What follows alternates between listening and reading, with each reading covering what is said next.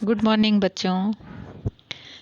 आपने chapter 1 complete कर लिया होगा, उम्मीद करती हूँ आप सबसे। और चैप्टर 1 कौन सा था हमारा? ध्वनि। ठीक है, अच्छे से समझ में आ गया होगा। क्वेश्चन आंसर भी आपने कर लिए होंगे बच्चों। आज हम आपका सेकंड चैप्टर पढ़ा रहे हैं। कौन सी पुस्तक है हमारी? वसंत पुस्तक है। उसका सेकंड चैप्टर है लाख की चूड़ियाँ। तो अब हम शुरू करते हैं। ध्यान से आप उसको देखेंगे और समझने की कोशिश करेंगे। सारे गांव में बदलू मुझे सबसे अच्छा आदमी लगता था। कौन लगता था? बदलू। देखिए, इस पार्ट के जो हमारे जो राइटर हैं वो कौन है? सबसे पहले देखिए, कामता नाथ। कौन है? कामता नाथ। उन्होंने बताया है, क्या बताया उन्होंने? लाख की चूड़ियों के बारे में, कि सारे गांव में बदलू मुझे सबसे अच्छा आदमी लगता था। कौन लगता था? बदलू। क्योंकि वह मुझे सुंदर सुंदर लाख की गोलियां बनाकर देता था। क्यों लगता था उनको अच्छा? क्योंकि जो बदलू था वह सुंदर सुंदर लाख की गोलियां बनाकर देता था। किसकी गोलियां बनाता था? लाख की। मुझे अपने मामा के गांव जाने का सबसे बड़ा चाव यही था कि जब मैं वहां से लौटता था तो मेरे पास ढेर सारी गोलियां होती थी। क्या करता था? जब वो अपने मामा के यहाँ से लौटता था तो उसके पास में कौन सी गोलियां होती थी? लाख की गोलियां होती थी, रंग बिरंगी। और ऐसी गोलियां जो किसी भी बच्चे का मन मोह लेती थी। वैसे तो मेरे मामा के गांव का होने के कारण मुझे बदलू को बदलू मामा कहना चाहिए था। क्यों? क्योंकि मामा का गांव है तो वहाँ भी जो भी कोई होगा तो कौन होगा? मामा। तो उसने क्या कहा कि अगर मुझे बदलू को क्या कहना चाहिए था? मामा कहना चाहिए था, परंतु मैं उसे बदलू मामा ना कहकर बदलू काका कहा करता था। मामा नहीं कहकर क्या कहता था? बदलू काका। जैसा कि गांव के सभी बच्चे उसे कहा करते थे। सारे बच्चे भी उसको क्या कहते थे? काका बोलते थे। तो उसने भी क्या कहा कि मैं भी काका ही बोलता था। बदलू का मकान कुछ ऊंचे पर बना था। मकान के सामने बड़ा सा सहन था। क्या था? सहन था, जिसमें एक पुराना नीम का वृक्ष लगा था। उस सहन में क्या लगा हुआ था? नीम का वृक्ष। उसी के नीचे बैठकर बदलू अपना काम किया करता था। किसके नीचे बैठकर बदलू काम किया करता था? नीम के पेड़ के नीचे। बगल में भट्टी दहकती मतलब बगल में भट्टी जलती रहती थी, जिसमें वह लाख पिघलाया करता था। उस भट्टी में क्या पिघलाया करता था वो? लाख। क्या पिघलाता था? लाख। लाख पिघलाया करता था। बगल में भट्टी देखती रहती और उसमें वह लाख पिघलाया करता। सामने एक लकड़ी की चौखट पड़ी रहती थी। किसकी चौखट पड़ी रहती थी? लकड़ी की। जिस पर लाख के क्या करते थे? जिस पर लाख के मुलायम होने पर वह उसे सलाख के समान पतला करके चूड़ी का आकार देता था। किसका आकार देता था वो? चूड़ी का। देखिए, सलाख क्या होती है? सबसे पहले आप सलाख को समझेंगे। सलाख होती है सलाई, जो कि क्या है? धातु की एक छड़ होती है, धातु की एक लकड़ी होती है। उससे वो क्या है? चूड़ी का आकार देता था। पास में 4-6 विभिन्न प्रकार की बेलन नुमा मुंगेरियां रखी रहती थी। मुंगेरियां रखी रहती थी। मुंगेरियंस की गोल मुठियादार लकड़ी। मुंगेरियों का मतलब क्या होता है? मुठियादार लकड़ी, जो ठोकने पीटने के क्या काम आती थी? उस लाख को क्या है? ठोकने पीटने के काम आती थी वो। ठीक है। जो आगे से कैसी होती थी? कुछ पतली, और पीछे से कैसी होती थी? मोटी होती थी। लाख की चूड़ी का आकार देकर वह उन्हें मुंगेरियों पर चढ़ाकर गोल और चिकना बनाता था। किस पर चढ़ाकर वो गोल और चिकना बनाता था? मुंगेरियों पर। और तब एक एक कर पूरे हाथ की चूड़ियां बना चुकने के पश्चात यानी कि बाद में, वह उन पर क्या करता था? रंग करता। क्या करता था? रंग करता था, मतलब कलर। बदलू यह कार्य सदा ही एक मचिए पर बैठकर किया करता था। मचिया जानते हो? एक छोटी सी खाट होती है जिसको हम खटोला बोलते हैं, मचिया भी बोलते हैं। खाट जैसी होती है पर छोटी होती है, खाट से छोटी होती है। तो बदलू उस पर बैठकर क्या करता था, मचिए पर बैठकर अपना काम किया करता था, जो बहुत ही पुरानी थी। बगल में ही उसका हुक्का रखा रहता। हुक्का जानते हैं ना आप, जानते होगे, आपने देखा होगा गांव में हुक्के को, जिसे वह बीच बीच में पीता रहता था। क्या करता रहता था, उस हुक्के से बीच बीच में पीता रहता था। गांव में मेरा दोपहर का समय अधिकतर बदलू के पास बीतता था। किसके पास बीतता था, बदलू के पास। वह मुझे लल्ला कहा करता था। बदलू उसको क्या कहता था, लल्ला। और मेरे पहुंचते ही मेरे लिए तुरंत एक मचिया मंगा देता, मतलब एक खाट और मंगा देता था। मैं घंटों बैठे बैठे उसे इस प्रकार चूड़ियाँ बनाते देखता रहता। लगभग रोज ही वह 4-6 जोड़े चूड़ियाँ बनाता। कितने जोड़ी चूड़ियाँ बनाता था, 4-6 जोड़ी चूड़ियाँ बनाता था। ठीक है। पूरा जोड़ा बना लेने पर वह उसे बेलन पर चढ़ाकर कुछ क्षण चुपचाप देखता रहता। कुछ क्षण यानी कुछ समय तक चुपचाप देखता रहता, मानो वह बेलन न होकर किसी नववधू की कलाई हो। नववधू यानी कि नई नई दुल्हन। बदलू मनिहार था। मनिहार यानी कि चूड़ी बनाने वाला। चूड़ियाँ बनाना उसका पैतृक पेशा था। देखिए, पैतृक का मतलब क्या होता है, बताइए आप।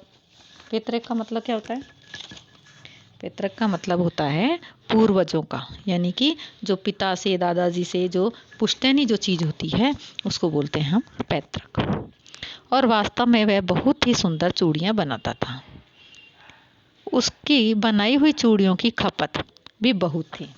अच्छा, अब है खपत का मतलब क्या होता है, माल की बिक्री। उसकी चूड़ियाँ क्या होती थी, बहुत ज़्यादा बिकती थी। उस गांव में तो सभी स्त्रियां उसकी बनाई हुई चूड़ियाँ पहनती ही थी। आसपास के गांव में भी के लोग भी उससे चूड़ियाँ ले जाते थे, परंतु वह कभी भी चूड़ियों को पैसों से बेचता न था। उसका अभी तक वस्तु विनिमय का तरीका था और लोग अनाज के बदले चूड़ियाँ ले जाते थे। क्या करते थे, पैसा नहीं लेता था, बल्कि क्या करते थे, वह उसके बदले में क्या दे जाते थे, अनाज दे जाते थे। और क्या ले जाते थे, चूड़ियाँ ले जाते। देखो, वस्तु विनिमय का मतलब होता है पैसों से न खरीद कर, और विनिमय का मतलब होता है वस्तु के बदले दूसरी वस्तु लेना। बदलू स्वभाव से बहुत सीधा था। कैसा स्वभाव था बदलू का, देखिए उसके चारित्रिक विशेषताएं में आएंगी है। उसका स्वभाव था बिल्कुल सीधा। मैंने कभी भी उसे किसी से झगड़ते नहीं देखा। हाँ, शादी विवाह के अवसरों पर वह अवश्य जिद पकड़ जाता था। जीवन भर चाहे कोई उसे मुफ्त चूड़ियाँ ले जाए, परंतु विवाह के अवसर पर वह सारी कसर निकाल लेता था। उनकी बची कुची जो कसर होती थी वो निकाल लेता था। आखिर सुहाग के जोड़े का महत्व ही और होता है। मुझे याद है मेरे मामा के यहाँ किसी लड़की के विवाह पर जरा सी किसी बात पर बिगड़ गया था और फिर उसको मनाने में लोहे लग गए थे। मतलब बहुत मुश्किल से माना था, बहुत समय बाद माना था। विवाह में इसी जोड़े का मूल्य इतना बढ़ जाता था कि उसके लिए उसकी घरवाली को सारे वस्त्र मिलते, ढेरों अनाज मिलता, उसको अपने लिए पगड़ी मिलती और रुपये जो मिलते सो अलग। देखिए कितना महंगा होता था कि वो ये सारी चीज़ें मिलती थी उसको विवाह के समय पर, यानी कि शादी के समय में। यदि संसार में बदलू को किसी बात से चिढ़ थी तो वह थी कांच की चूड़ियों से।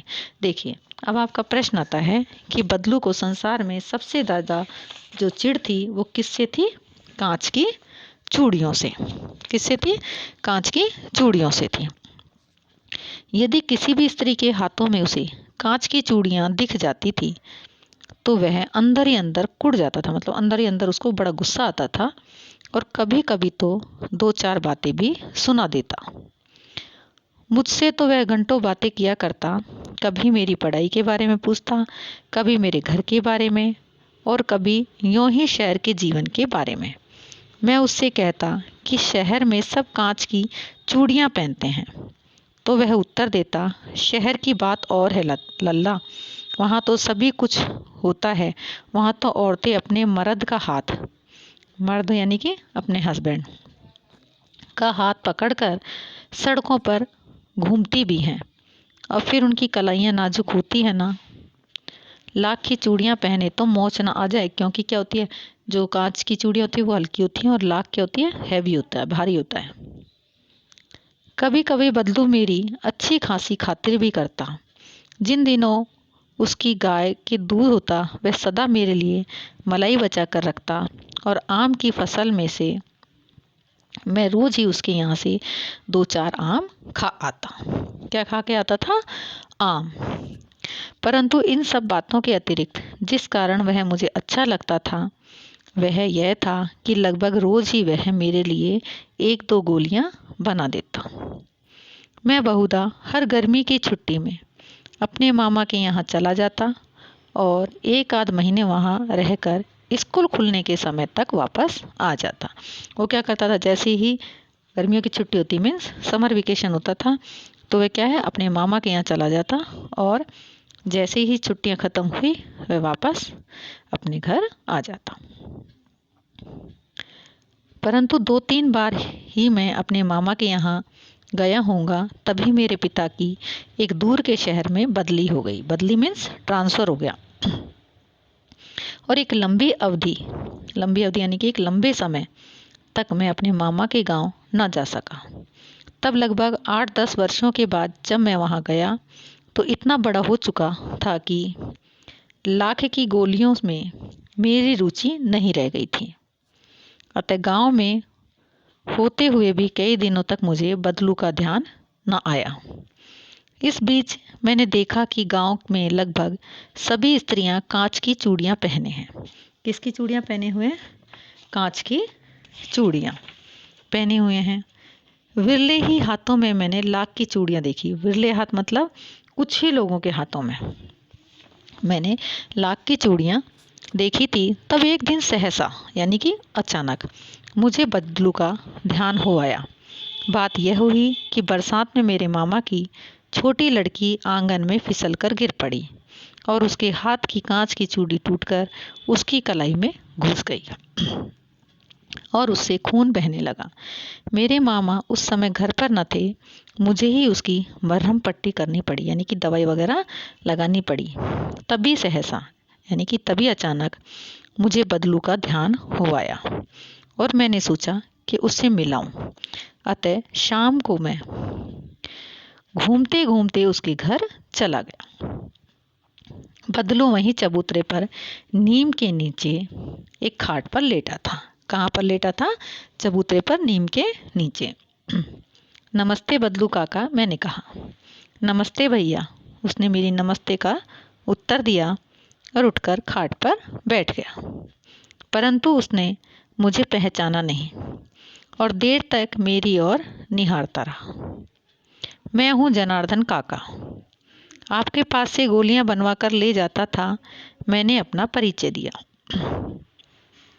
बदलू फिर भी चुप रहा, मानो वह अपनी स्मृति पटल पर अतीत यानी कि पिछले ये कि क्या घटना घटी थी के चित्र उतार रहा हो। तब वह एकदम बोल पड़ा, आओ आओ लल्ला, बैठो। बहुत दिन बाद गांव आए, उसने क्या कहा, क्योंकि वो पहचान गया था। हाँ, इधर आना नहीं हो सका काका, मैंने चारपाई पर बैठते हुए उत्तर दिया। कुछ देर फिर शांति रही, यानी कि चुप रहे। मैंने इधर उधर दृष्टि दौड़ाई, न तो मुझे उसकी मच्छियाँ ही नजर आई और ना ही उसकी भट्टी। आजकल काम नहीं करते काका? मैंने पूछा। नहीं लल्ला, काम तो कई साल से बंद है। मेरी बनाई हुई चूड़ियाँ कोई पूछे तब तो। गांव-गांव में कांच का प्रचार हो गया है। वह कुछ देर चुप रहा, फिर बोला, मशीन युग है ना यह लल्ला, आजकल सब काम मशीन से होता है। खेत भी मशीन से जोते जाते हैं, और फिर जो सुंदरता कांच की चूड़ियों में होती है, लाख में कहाँ संभव है। देखिए उसने बताया लेकिन कांच बड़ा खतरनाक होता है, बड़ी जल्दी टूट जाता है। मैंने कहा, नाजुक तो फिर होता ही है लल्ला। कहते कहते उसे खांसी आ गई और वह देर तक खांसता रहा। मुझे लगा उसे दमा है। अवस्था के साथ साथ उसका शरीर ढल चुका था। उसके हाथों पर और माथों पर नसें उभर आई। जाने कैसे उसने मेरी शंका भांप ली और बोला, दमा नहीं है मुझे, फसली खांसी है। कौन सी खांसी है? फसली खांसी है। यह महीने 2 महीने से आ रही है, 10-15 दिन में ठीक हो जाएगी। मैं चुप रहा। मुझे लगा उसके अंदर कोई बहुत बड़ी व्यथा छिपी है, यानी कि दुख छिपा है उसके अंदर। मैं देर तक सोचता रहा कि इस मशीन युग में कितने हाथ काट दिए गए हैं। कुछ देर फिर शांति रही जो मुझे अच्छी नहीं लगी, यानी कि बिल्कुल चुप रहे जो कि मुझको अच्छी नहीं लगी। आम की फसल अब कैसी है काका? उसने पूछा कि अब आम की फसल कैसी है। कुछ देर पश्चात मैंने बात का विषय बदलते हुए कहा, अच्छी है लल्ला, बहुत अच्छी है। उसने लहक कर उत्तर दिया और अंदर अपनी बेटी को आवाज़ दी, अरे रज्जो, लल्ला के लिए आम तो ले आ। फिर मेरी ओर मुखातिब होकर बोला, यानी कि मेरी तरफ देखकर बोला, माफ़ करना लल्ला, तुम्हें आम खिलाना भूल गया था। नहीं नहीं काका, आम तो इस साल बहुत खाए हैं। वाह वाह, बिना आम खिलाए कैसे जाने दूंगा तुमको। मैं चुप हो गया। मुझे वो दिन याद आ गए जब वह मेरे लिए मलाई बचा कर रखता था। गाय तो अच्छी है ना काका? मैंने पूछा। गाय कहाँ है लल्ला, 2 साल हुए बेच दी, कहाँ से खिलाता। इतने में रज्जो, उसकी बेटी, अंदर से एक डलिया में ढेर से आम ले आई। यह तो बहुत है काका, इतने कहाँ खा पाऊंगा मैं। मैंने कहा। वाह वाह, वह हंस पड़ा। शहरी ठहरे ना, मैं तुम्हारी उम्र का था तो इसके 4 आम एक वक्त में खा जाता। वक्त यानी कि एक समय में ही खा जाता था। आप लोगों की बात और है, मैंने उत्तर दिया। अच्छा बेटी, लल्ला को 4-5 आम छांट कर दो, सिंदूरी वाले देना, यानी कि सिंदूरी रंग वाले। देखो लल्ला कैसे हैं, इसी साल यह पेड़ तैयार हुआ है। रज्जो ने 4-5 आम अंजलि में लेकर मेरी ओर बढ़ा दिए। आम लेने के लिए मैंने हाथ बढ़ाया तो मेरी निगाह एक क्षण के लिए उसके हाथों पर ठिठक गई, यानी कि रुक गई। गोरी गोरी कलाइयों पर लाख की चूड़ियाँ बहुत ही फब रही थी। फब रही यानी कि बहुत ही अच्छी लग रही थी। बदलू ने मेरी दृष्टि देख ली और बोल पड़ा, यही आखिरी जोड़ा बनाया था जमींदार साहब की बेटी के विवाह पर। 10 आने पैसे मुझको दे रहे थे। मैंने जोड़ा नहीं दिया, कहा शहर से ले आओ। मैंने आम ले लिए और खाकर थोड़ी देर पश्चात चला गया। मुझे प्रसन्नता हुई कि बदलू ने हार कर भी हार नहीं मानी थी। उसका व्यक्तित्व कांच की चूड़ियों जैसा न था कि आसानी से टूट जाए। तो बच्चों, उम्मीद करती हूँ कि आपको ये चैप्टर बहुत अच्छे से समझ में आ गया होगा। ठीक है, और इसके लेखक कौन है? कामता नाथ। अब आप इसको अच्छे से पढ़ेंगे, समझने का प्रयास करेंगे, फिर हम इसके क्वेश्चन आंसर आपको सेकेंड डे भेज देंगे। Okay, thank you.